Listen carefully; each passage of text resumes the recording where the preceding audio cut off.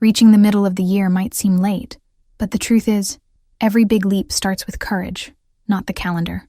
I looked back and saw that my first days of January were full of excitement, but with no real planning.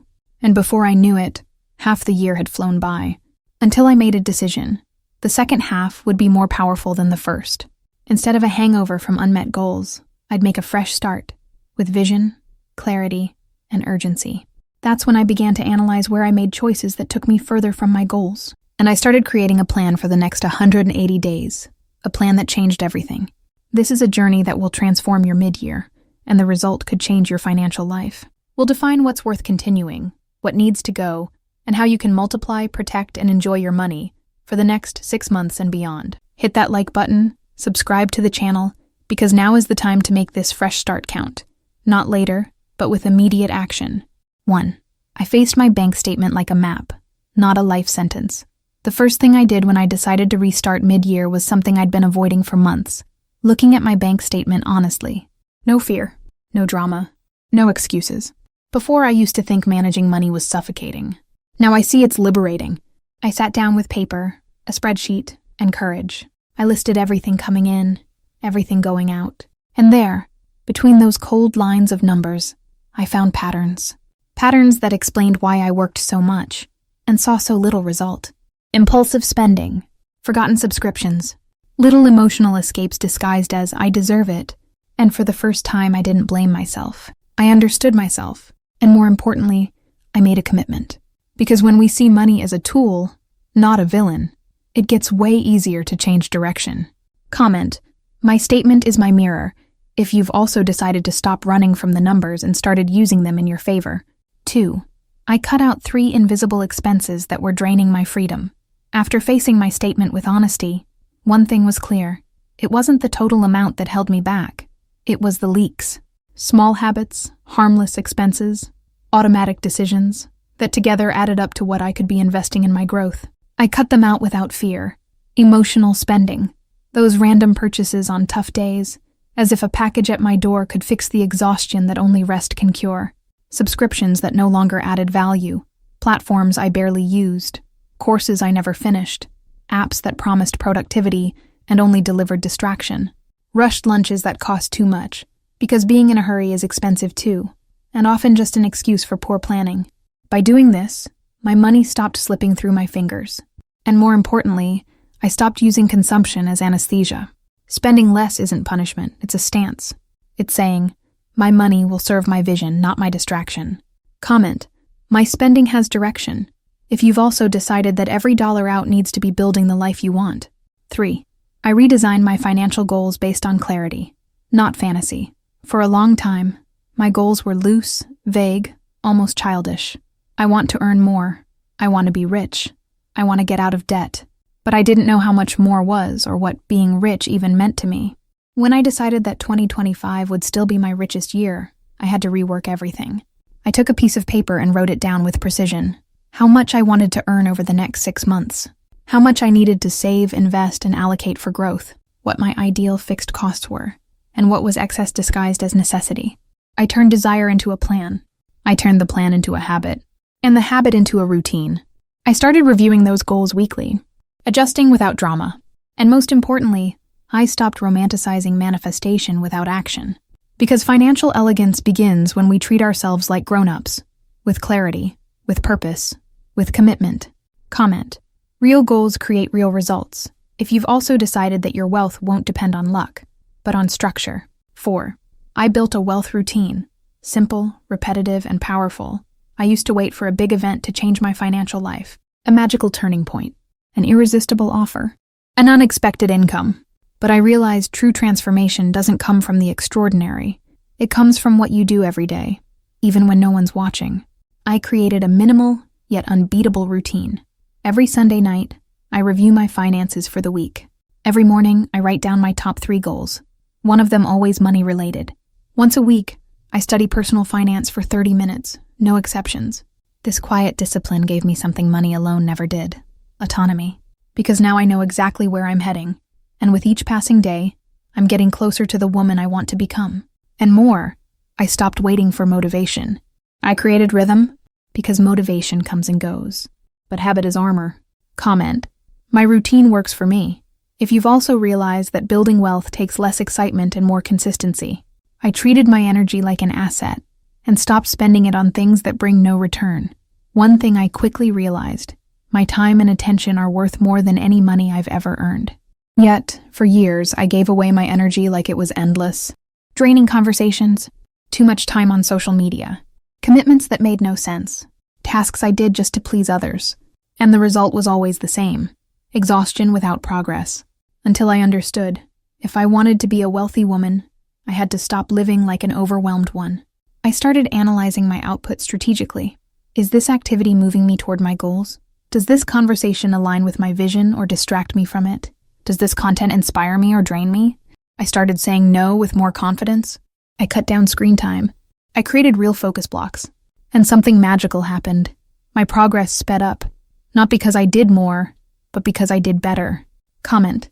My energy is my most valuable investment, if you've also started treating your attention like a precious asset. 6. I aligned my identity with the wealthy woman I'm becoming. Every single day. A silent mistake that held me back for a long time. Trying to earn more, grow more, invest more, without changing who I believed I was. I kept saying I wanted to be rich, but acted like someone who still saw herself as struggling. Scarcity thoughts, fear-based decisions, accepting less than I deserved, in everything. It was only when I understood that wealth is, first and foremost, an identity, that my real transformation began. I started asking myself, how would the wealthy woman I'm becoming think? What would she accept? How would she respond to this challenge? And every day I adjusted my gestures, my speech, my stance. Not to fake it, but to align. To act like someone who already believes. Like someone already on her way. Today, my decisions are firmer. My boundaries are clearer, and my behavior reinforces the woman I'm building, who already exists, even if still quietly. Comment. The wealthy woman already lives in me. If you've also realized that real transformation starts within and reveals itself outward. 7. I swapped comparison for observation, and it set me free. I wasted a lot of time looking sideways, watching what other women were achieving, who traveled more, who seemed wealthier, who was growing faster. And every comparison drained a bit of my confidence. It left me frozen, with the false impression that I was falling behind when in truth, I was just distracted. Until I changed my perspective, I stopped comparing and started observing. Not to criticize, but as strategy. Not to shrink myself, but to consciously find inspiration. I began asking, what does this woman do that I can adapt to my reality? What habits can I model while staying true to myself? What inspires me without making me a slave to external validation? That freed me, because I understood that no one is ahead or behind. We're just on different paths, and mine became much richer when I started paying attention to myself. Comment. My journey is unique and powerful. If you've also gotten tired of measuring yourself with someone else's ruler and decided to create your own. 8. I learned to monetize what I used to hide, and that changed everything. For years, I underestimated my talents, the things I did effortlessly, but assumed everyone knew how to do. What people praised me for, but I brushed off.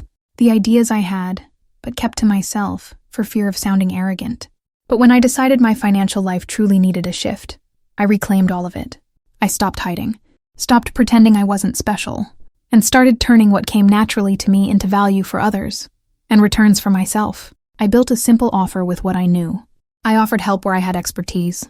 I started small, but with conviction.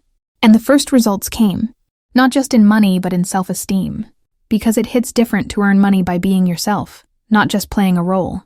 Today I keep expanding, adjusting, growing. But it all started when I stopped ignoring what made me unique and started charging for what I used to give away for free, even to people who didn't value it. Comment. My talent is a source of wealth if you've also decided to stop hiding your power and turn it into an asset. 9. I treated my environment as a mirror of my new mindset. I used to think my house, my phone, my workspace didn't matter much. That positive thinking, good vibes, and affirmations were enough. But my environment said otherwise. A messy closet, unorganized computer desktop, a bedroom that made me feel lazy the moment I woke up, constant notifications stealing my attention. And then I realized, you can't build a millionaire mindset while living in a space that screams scarcity. That's when I started making small changes. I cleaned out my drawers, deleted apps that distracted me, organized my space as if preparing for something big. And you know what happened? My mind cleared. My decisions became firmer, and my self-esteem went up, because every little detail around me started to reinforce who I was committed to becoming. Today, everything around me has intention. From my phone wallpaper to the sounds I choose to hear each day. Comment. My environment validates my vision. If you've also realized that what surrounds you deeply influences what's within you. 10. I started acting like the owner of my reality and stopped outsourcing my results. This might have been the biggest shift, realizing that no matter how challenging the path, no one was coming to save me. I could blame the market. I could blame my upbringing. I could blame the economy, the algorithm, the lack of time. But as long as I left my financial life in the hands of external factors, it would stay small, unstable, and frustrating. So I chose to take ownership. For real. No filters. No romanticizing. I started studying the money I wanted to make, not just the money I already earned. I began planning like someone who knows expansion is coming. And more, I started behaving like the CEO of my life, not an employee of circumstances. Today, everything I achieve tastes like freedom, because I know I built it, with strategy and intention. And no one can take that away. Comment. I'm responsible for the wealthy woman I'm becoming. If you've also decided to stop waiting for permission to prosper. When I started this mid-year restart, I'll admit, part of me had doubts. Was there still time? Was it worth trying again? Wouldn't it be better to wait for next year? But then I realized, the calendar only changes when we change. And any year can be the richest of your life if you take control today. That's what I did, with simple habits, with firm decisions, with choices that draw no attention, but shape everything. It wasn't about easy money. It was about being present. It was about no longer abandoning myself. It was about breaking the patterns that kept me stuck. Today, I face the future with a new stance, because I no longer wait for the perfect moment. I create it, with clarity, with elegance, with strategy. And you can too. If this journey resonated with you, hit that like button, subscribe to the channel, and comment. I'm committed to my 2025 breakthrough, because sometimes all we need is a mid-year filled with the courage to start again.